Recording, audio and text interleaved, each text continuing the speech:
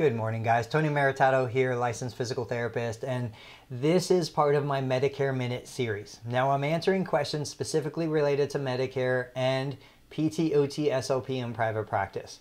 So in my first video, I answered a question related to what happens if you have one patient with two diagnoses from two different physicians. We talked about combining plans of care versus keeping separate medical records.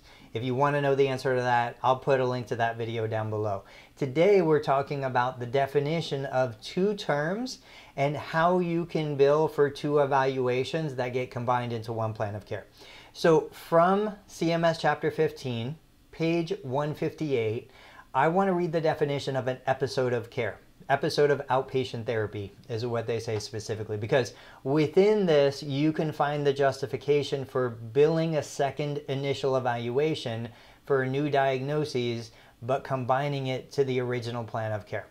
So the episode of outpatient therapy, quote, for the purpose of therapy policy, an outpatient therapy episode is defined as the period of time in calendar days from the first day the patient is under the care of a clinician, example for an evaluation or treatment, for the current condition or conditions being treated by one therapy discipline, PT or OT or SLP, until the last date of service for that discipline in that setting. During the episode, the beneficiary may be treated for more than one condition, including conditions with an onset after the episode has begun. That's the key right there, so that we are allowed to evaluate a condition that occurs after the initial condition had been evaluated.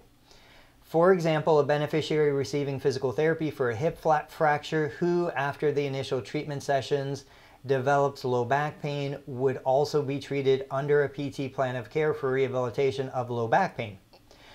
That plan may be modified from the initial plan, or it may be a separate plan specific to the low back pain, but treatment for both conditions concurrently would be considered the same episode of PT treatment. If that same patient develops a swallowing problem during the intubation for the hip surgery, the first day of treatment by an SLP would be a new episode of SLP care. Okay, so the key components to pull out of that paragraph, and go find that paragraph and read it for yourself, because I'm a terrible reader when I'm on video.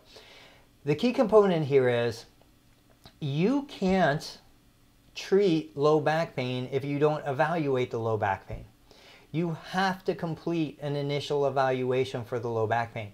So in this scenario, the therapist originally evaluated and started the treatment of the hip fracture.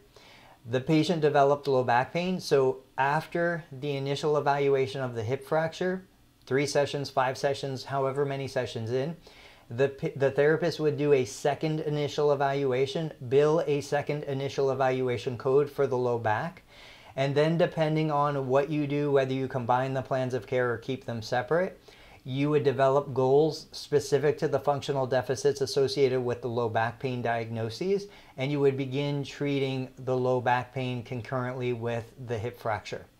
You might at some point discharge the hip fracture, but finish treating the part of the plan of care related to low back pain. So this all can be combined into a single plan of care. It can be kept separately. In the previous video, I explained when I separate them and when I combine them. But what's most important to me is that you understand this is a separately billable event. You can charge for this. You have to understand how to code the CMS 1500 so that you use the correct diagnosis pointers for the new evaluation. But that being said, don't cheat yourself out of the reimbursement for a second evaluation. And you do not have to discharge the first case before you can evaluate and begin treatment for the second case. So page 158, CMS Chapter 15, Medicare Benefit Policy Manual, you'll find the answer to this question. I wish you the best. I'll catch you on the next Medicare Minute.